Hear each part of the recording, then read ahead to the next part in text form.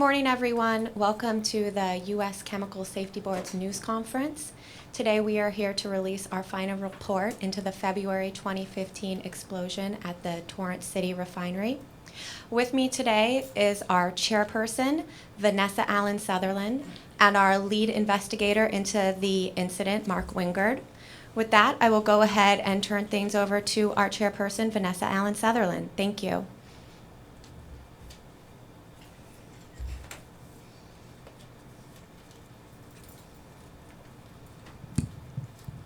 Good morning, and welcome to the CSB News Conference.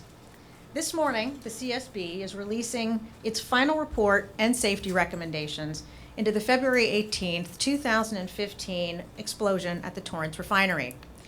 The CSB deployed an investigative team to the incident, and we are here today to discuss our key findings and recommendations. The CSB is an independent, non-regulatory federal agency whose mission is to drive chemical safety change. And by investigating serious chemical incidents at refineries, chemical plants, and other fixed facilities. The CSB's investigations examine all contributing factors to a chemical release. Our goal is to prevent future chemical incidents through our investigation findings and our resulting recommendations. The Torrance Refinery was owned by ExxonMobil Corporation at the time of the incident and was one of 7 ExxonMobil refineries nationwide. The refinery produces about 5 million gallons of gasoline per day. This represents about 20% of the gasoline sold in Southern California and 10% statewide. The refinery also produces jet fuel, diesel fuel, liquefied petroleum gases, coke, and sulfur. It covers 750 acres and employs approximately 650 employees and 550 contractors. The city of Torrance surrounds the facility with a population of about 150,000 people. While the CSB investigation was ongoing, ExxonMobil announced an agreement to sell the Torrance Refinery to PBF Holding Company in September of 2015, 7 months after the explosion. PBF owns 5 refineries in the United States with a combined capacity of 884,000 barrels per day. PBF completed its acquisition of the Torrance Refinery from ExxonMobil on July 1, 2016. Today, Torrance Refining Company, LLC, a fully owned subsidiary of PBF, operates the refinery. On Wednesday, February 18, 2015, an explosion occurred in the refinery's electrostatic precipitator, or ESP. The ESP is a pollution control device in the fluid catalytic cracking unit, or FCC, that removes catalyst particles.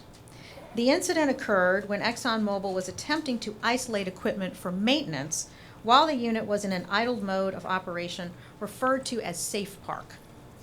Preparations for the maintenance activity caused a pressure deviation that allowed hydrocarbons to backflow through the process and ignite in the ESP. The CSB found that this incident occurred due to gaps in the refinery's process safety management system. These weaknesses led to the operation of the FCC unit without proper procedures, pre-established safe operating limits, or criteria for unit shutdown. The refinery relied on safeguards that could not be verified and reused a previous procedure deviation without a sufficient hazard analysis of the current process conditions. Finally, a critical safeguard within the system was degraded to the point of failure. The CSB believes that by applying the key lessons detailed in our investigation report, other petrochemical companies can prevent significant incidents. Effective process safety management systems, such as proper procedures and equipment maintenance, can reduce risk and the likelihood of incidents. Our lead investigator, Mark Wingard, will share with you the details of this investigation. Mr. Wingard. Thank you, Chairperson Sutherland. As Chair Sutherland discussed, the explosion at the Torrance Refinery occurred in the refinery's FCC unit. The FCC unit converts large hydrocarbon molecules into smaller molecules. The main product of the FCC unit is gasoline. A large portion of the FCC unit was involved in the sequence of events leading to the explosion in the unit's ESP. The ESP removes catalyst particles to meet environmental regulations before it is discharged into the atmosphere. For those of you on the phone, we're going to play a video animation that's available on the homepage of the CSB website at www.csb.gov.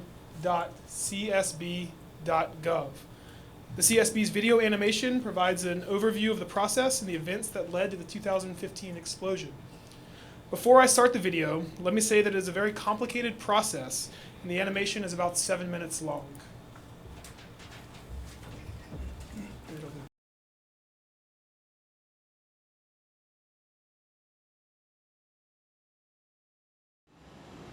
The Torrance Refinery is a 750-acre facility located just outside of Los Angeles, California. At the time of the explosion, the refinery was owned by ExxonMobil.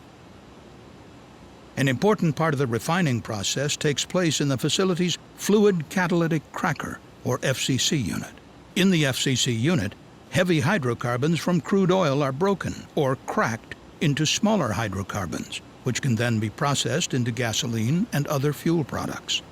The heavy hydrocarbons are first fed into a reactor, where they mix with the catalyst. The heavy liquid hydrocarbons are converted into lighter hydrocarbon vapors as they travel up the reactor. At the top of the reactor, the lighter hydrocarbon vapors are separated from the catalyst.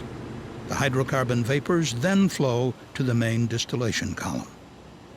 The catalyst falls down the side of the reactor, where it moves through a slide valve to a piece of equipment called the regenerator. During the reaction, a layer of carbon called coke forms on the catalyst that must be removed. Inside the regenerator, air is added, and the coke on the catalyst is burned off. The catalyst is then fed back to the reactor through a slide valve, and the cycle is repeated. When the coke is burned off the catalyst, this creates products of combustion called flue gas.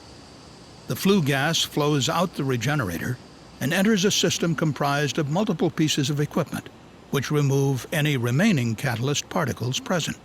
The regenerator and flue gas system comprise the air side of the FCC unit. The last piece of equipment in the flue gas system is called the electrostatic precipitator, or ESP. The ESP removes small catalyst particles using static electricity. While the ESP is energized, it creates sparks, which are sources of ignition. It is critical that the flammable hydrocarbons in the reactor do not flow into the air side of the FCC unit, as this could create an explosive atmosphere. To avoid this hazard, the two slide valves connecting the reactor and regenerator are used to maintain a catalyst barrier between the pieces of equipment. The sequence of events that eventually led to the explosion at the refinery began on Monday, February 16, 2015, when a piece of equipment in the air side of the FCC unit, called the expander, vibrated forcefully enough that the refinery's control system automatically transitioned the FCC unit to a standby mode known as Safe Park. During Safe Park mode, the flow of hydrocarbons into the reactor is turned off. The flow of air into the regenerator is also stopped. The two slide valves connecting the reactor and regenerator are closed to ensure a catalyst barrier is maintained. Steam is then forced into the reactor to prevent hydrocarbons in the main distillation column from flowing back inside. The ESP remains energized during Safe Park. One slide valve, however, had eroded over 6 years of operation, and even though it closed, it could not maintain a catalyst barrier in the reactor. Within 7 minutes of the unit going into Safe Park, all of the catalyst in the reactor fell through the slide valve into the regenerator. A direct pathway was created for hydrocarbons to flow between the reactor and the regenerator. But the pressure of the steam flowing into the reactor as part of Safe Park mode was high enough to prevent hydrocarbons in the main column from flowing back inside. With the unit in Safe Park mode, operators attempted to restart the expander several times, but were unable to do so. Refinery personnel met to identify a strategy to repair the expander and bring the FCC unit back online. Operations personnel predicted the expander could not restart because catalyst had likely accumulated inside. On Tuesday, February 17th, a meeting took place involving a group of refinery personnel. The group discussed a similar expander outage that occurred in 2012, for which the refinery had developed what is called a variance. A variance is a management-approved deviation from procedure. The group decided to use the 2012 variance, which allowed a departure from the typical requirements for isolating the expander. Part of that process involved installing a blind in one of the expander's outlet flanges. On the morning of Wednesday, February 18th, ExxonMobil maintenance attempted to install that blind, but were unable to do so because steam was escaping through the open flange. Steam from the reactor had traveled through the leaking slide valve into the air side of the FCC unit. Using the variance as a guide, the flow of steam into the reactor was decreased in an attempt to reduce the amount escaping from the expander. But the variance did not evaluate whether this flow rate was sufficient to prevent hydrocarbons from flowing into the reactor from the main distillation column. And unknown to the operators, light hydrocarbons from a separate unit had flowed through a leaking heat exchanger into the main column, increasing pressure inside. With the flow of steam reduced and less pressure in the reactor, nothing could prevent the hydrocarbons from flowing back from the main distillation column. The hydrocarbons flowed into the reactor, where they escaped through the leaking slide valve into the air side of the FCC unit.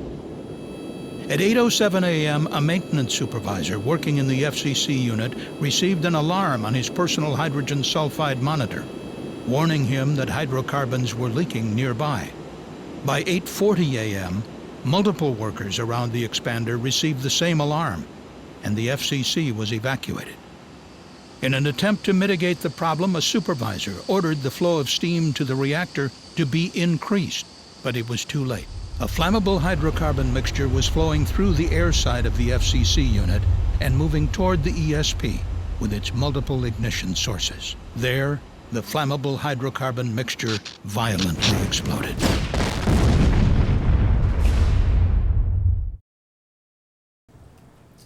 The explosion severely damaged the ESP and hit nearby equipment. 4 contract employees working nearby sought medical attention for injuries sustained while fleeing the area. Debris also fell on a building frequently used by operators, though it was unoccupied at the time. Additionally, catalyst dust dispersed outside of the refinery fence line and into the nearby community. A large piece of debris from the explosion fell on scaffolding around 2 settler tanks containing thousands of pounds of hydrofluoric acid, water, hydrocarbons, and a chemical additive intended to reduce the amount of hydrofluoric acid vaporized during a loss of containment event. Hydrofluoric acid is a chemical used in the alkylation process in about 50 refineries nationwide. Pure hydrofluoric acid is a highly toxic chemical that can cause serious injury or death at an extremely low concentration. One of the areas that our investigation wanted to explore was the safety protocols that existed at the refinery relating to hydrofluoric acid. In particular, we were concerned with safety information about the potential release of hydrofluoric acid in the event the settler tanks were struck by debris from the explosion. Unfortunately, ExxonMobil resisted the CSB requests for that information. To date, ExxonMobil has not provided the CSB with the requested documents about safeguards to prevent or mitigate a hydrofluoric acid release. The CSB has issued subpoenas for this information and continues to work with the Department of Justice to seek enforcement in federal court. In this report, the CSB identified several key factors that contributed to a flammable mixture accumulating inside of the ESP on the day of the incident. Number 1, ExxonMobil had not developed a procedure to run the process for all operating conditions. Number 2, in 2015, refinery personnel relied on a plan that had been developed in 2012 without verifying that the safeguards specified in that plan were sufficient. Number 3, the slide valve had eroded over 6 years of operation and compromised the barrier between the hydrocarbon side and the air side of the FCC unit. Number 4, steam flow to the reactor was reduced, causing a pressure deviation that allowed hydrocarbons to enter the air side of the FCC unit. Number 5, refinery personnel did not shut down the FCC unit when it was identified that the safety critical slide valve had failed. And number 6, the ESP remained energized when hydrocarbons entered the air side of the FCC, providing an ignition source to trigger the explosion. Since the ESP explosion, the Torrance Refinery has experienced multiple incidents under both ExxonMobil and PBF ownership. These incidents include a September 6, 2015 hydrofluoric acid leak in the alkylation unit. Fortunately, this release did not result in any injuries or off-site consequences. A November 15, 2016 fire that occurred while work was being conducted on a portion of the refinery flare system in the alkylation unit. A February 1, 2017 fire that occurred in the Torrance Refinery tank farm. And most recently, a February 18, 2017 pump-related fire that occurred in the crude unit. The CSB's final report concludes that the refinery must adopt a robust safety management system in order to prevent future incidents. Events at this facility keep occurring. Adoption of the CSB's safety recommendations will minimize the chances of future incidents. Chairperson Sutherland will now discuss the CSB's safety recommendations. As a result of our investigation, we have made recommendations to ExxonMobil, the Torrance Refining Company, and the American fuel and petrochemical manufacturers. The first recommendation to ExxonMobil is to ensure that procedure deviations are analyzed by a diverse, experienced team prior to their approval and implementation. Second, the CSB recommended that all ExxonMobil U.S. refineries develop a program to ensure operating procedures are written and available for each mode of operation, and that operators are trained to implement them. To both ExxonMobil and the Torrance Refining Company, the CSB recommends that refineries identify all safety critical equipment and the consequence of failure for each mode of operation so that they can successfully function when needed. All U.S. refineries should perform risk evaluations for any safety critical equipment that is operated beyond its inspection or maintenance interval. Finally, all the U.S. refineries should conduct appropriate siting risk analyses of any new equipment, such as ESPs. Specifically to the Torrance Refinery, we recommend the implementation of protective systems that prevent ignition of flammable gases inside the ESP. And finally, to the American fuel and petrochemical manufacturers, the CSB recommends that the association facilitate forums for member companies to discuss the causal factors of this refinery incident. Participants should be encouraged to share topics such as design, maintenance, and procedural practices that can prevent a similar incident in the future. The 2015 explosion had the potential to be catastrophic, and such incidents are preventable with the implementation of a robust safety management program. On February 18, 2015, the Safe Park process wasn't safe. At the Torrance Refinery, workers did not have proper protocols to ensure safety when deviating from normal operating procedures. Not only do procedures need to be on the books, but workers must be trained on them, and management must put into practice what is on paper. The proper tools to manage risk were not operating effectively that day. Workers were running the unit blind. While our investigation looked at the events and circumstances at this facility, our investigations are not meant to blame any one organization or individual. Rather, our goal is to share broadly the lessons learned. As we saw in Torrance, the failure to have a robust safety management system resulted in extensive on-site property damage and a release of spent catalyst into the community. The development of a robust safety management system at both ExxonMobil refineries and the Torrance Refinery is critical for the prevention of future incidents. The refining industry as a whole must take these lessons and examine their own safety management processes. Safety is a continuous improvement. Good safety management is good business management and good public policy.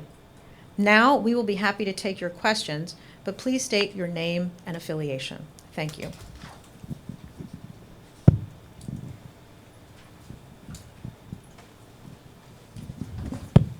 We're going to use a mic so people on the phone can hear you. Good morning, Sharon McNary, KPCC Public Radio. Thanks for coming out.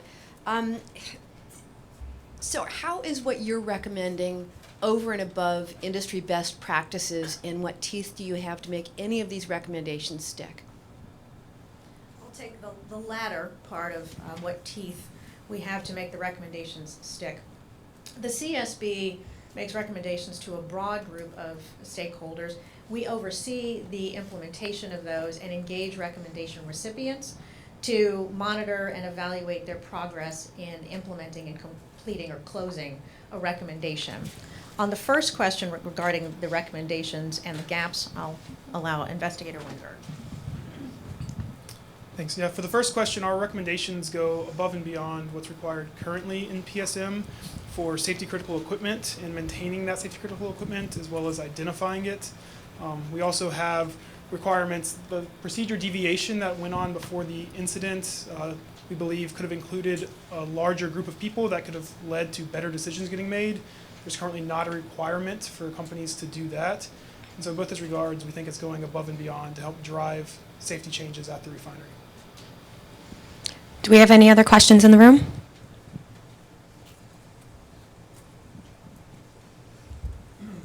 Thank you. Randy Page with CBS 2 in Los Angeles. In your report, you were just saying that the workers were running the unit blind, right? And also that they didn't have a effective safety management system. Do you have enough access to information today to know whether or not workers continue to run the unit blind, and whether or not there is an effective safety management system to date at this moment? So the question, I'm going to repeat some of them just to assure that people on the phone hear them. And the question was, do we have enough information to know today whether the workers are still running the unit blind? And I will say two things. First, with regard to our investigation report, we did identify many of the gaps regarding the fire and explosion, and therefore our resulting recommendations, if adopted, will assure that proper written procedures are adopted, that workers are trained adequately on those, that equipment is not run past its normal operating window. So if our recommendations are adopted, we believe that having a robust safety management system would prevent these types of incidents in the future and would allow workers to have the appropriate procedures and operating mechanisms in place. With regard to other documentation that we have not yet received regarding the alkylation unit near miss that you saw and that we've discussed in our remarks, we don't have access to all of those documents yet, so it's hard to tell what additional information would be required or what gaps may exist.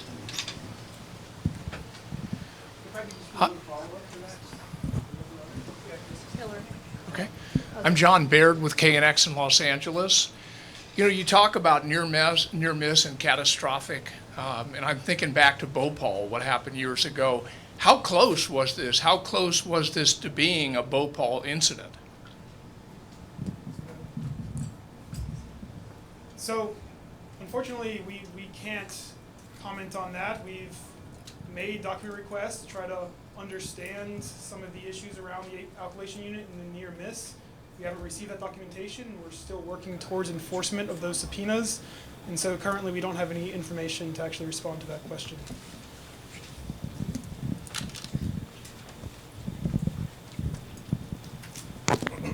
Thank you. Nick Green, Southern California News Group. Correct me if I'm wrong, but it seems like we don't know a lot about the hydrofluoric acid that's in use at the refinery. You asked for a bunch of different documents from ExxonMobil, and you don't know the mitigation systems, the effectiveness of the mitigation systems to control the release of HF. You don't know just what would have happened in the event the tanks were struck by explosive debris. And you don't know the effect of the additive added to the hydrofluoric acid that supposedly makes it safer.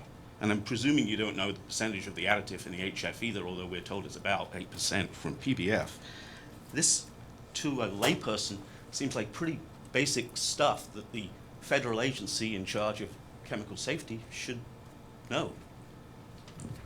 And I'll let Investigator Wingard respond as well. And we'd like to know that, which is why we issued subpoenas to Exxon to obtain the documents to better understand what the content is of the MHF, so that we could do a more comprehensive and scientifically based analysis to understand what would have been, what was in the tank and what the potential consequences would be if released. Yeah, I think just to reiterate what the chair said, I agree. It is fairly basic process information. We request all that information we mentioned in the report, but without receiving those documents, we can't make a scientifically based opinion or statement about what actually exists in the alkylation unit. May I have one follow-up? Just a very quick follow-up. So, in the absence of this basic safety information, how safe would you feel living in this community, given the apparent operational and safety issues that are going on at the refinery? Well, first let me say this. I absolutely understand as a community member being concerned. And I think I and the CSB staff conduct these types of investigations to prevent future incidents in the future. I've been to many communities that have been affected by a fire, an explosion, or release, and so I want to start by saying I understand the concerns and need for answers and desire for answers in the community. Second, our goal is to share today the facts and findings of our recommendations. And this is why we are sharing and making the recommendations to a variety of recipients, so that not just this refinery can implement robust safety management processes to prevent a release or incident, but all refineries can learn from this incident and hopefully not have a release or a catastrophic event in any other community. Judy, do you want to go to the phone and see if we have any questions on the line? And then we'll come back to the room. Thank you. We will now begin the question and answer session. If you have a question, please press star and then 1 on your touch-tone phone. If you wish to be removed from the queue, please press the pound sign or the hash key. If you are using a speakerphone, you may pick up your handset first before pressing the number. Once again, if you do have a question, please press star and 1 on your touch-tone phone. We're on standby for audio questions. And our first question comes from Jeff Johnson from Chemical and Engineering. Jeff, your line is now open. Excellent. I'm just curious, if you get the information from ExxonMobil, what are you going to do with it? Are you going to revise the report or issue a separate report, or what might happen? When and if we receive the documents, our investigative team will evaluate the detail in those documents and the specificity, and then the board will determine a path forward. It's hard without seeing the documents or understanding what's in them to tell you definitively how we would move forward. But yes, our team would use the same investigative process that it uses for all of these incidents and evaluate the content, and if there's enough information, then we would decide how to move forward, either in a subsequent product or some other mechanism to communicate that data. Okay. And once again, if you do have a question, please press star 1.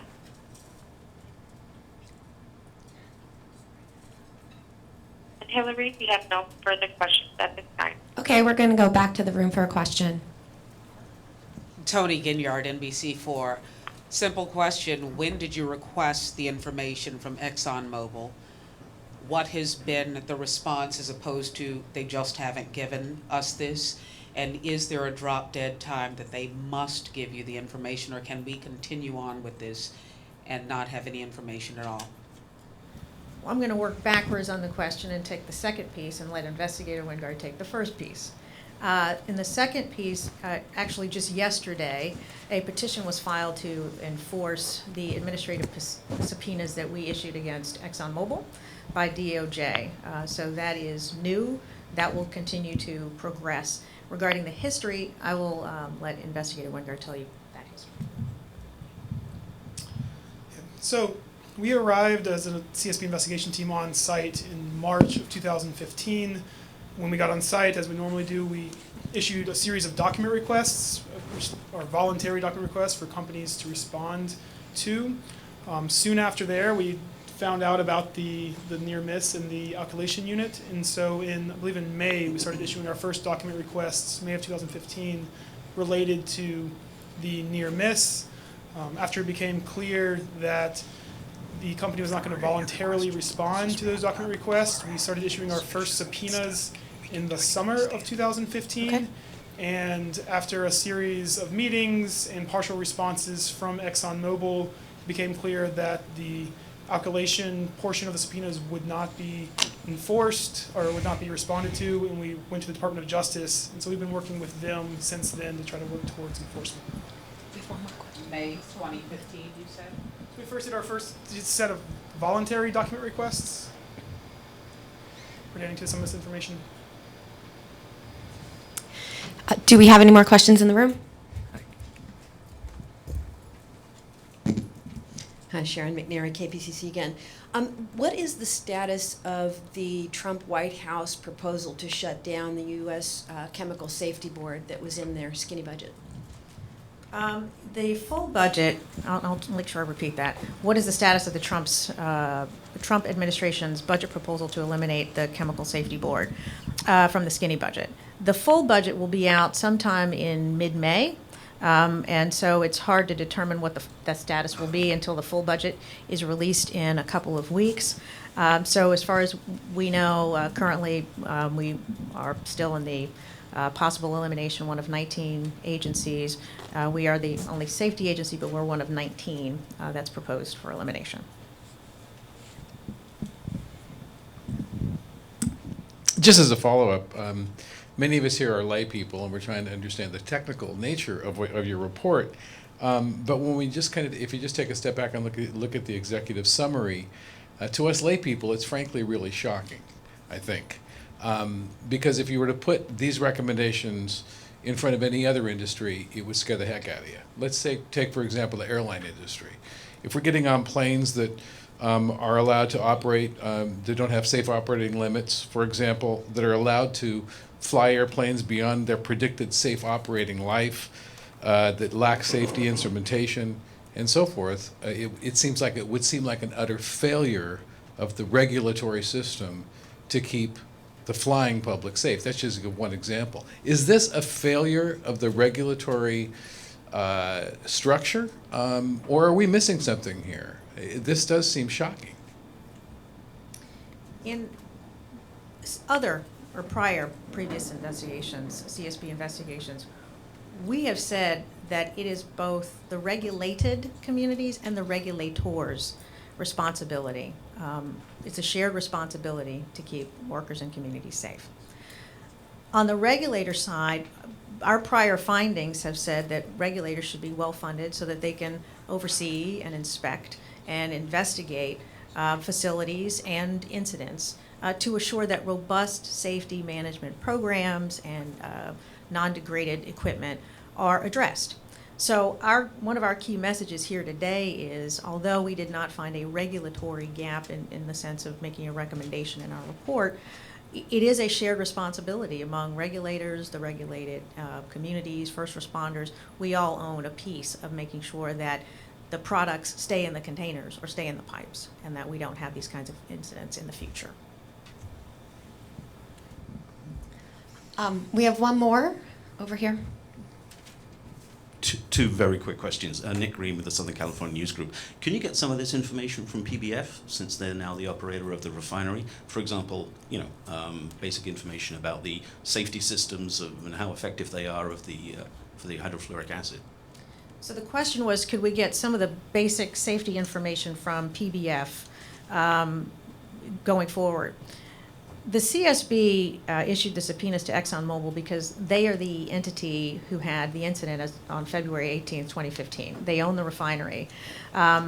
It's therefore their responsibility to provide our investigative team with documents, and that's why we issued the subpoenas for certain records to get a better understanding. So Exxon, owning the facility at the time, that's the party from whom we need to get the documents, and that is what we are pursuing in order to make sure that we have a full understanding of the near miss as well. So that confuses me, because surely regardless who the owner of the facility is, whoever's operating it should be doing so in a safe manner, right? And so shouldn't you receive that basic safety information of what's occurring right now? I mean, we don't really care, frankly, how safe or unsafe ExxonMobil was operating that refinery, really, because they're not operating it anymore. What we care about is how safe it is now. So on the first point, we did issue recommendations to ExxonMobil and the Torrance Refining Company in our final report, which would include past and future. And so the CSB's recommendation process is to oversee the implementation of the recommendations that we hope and we know will lead to robust safety management programs.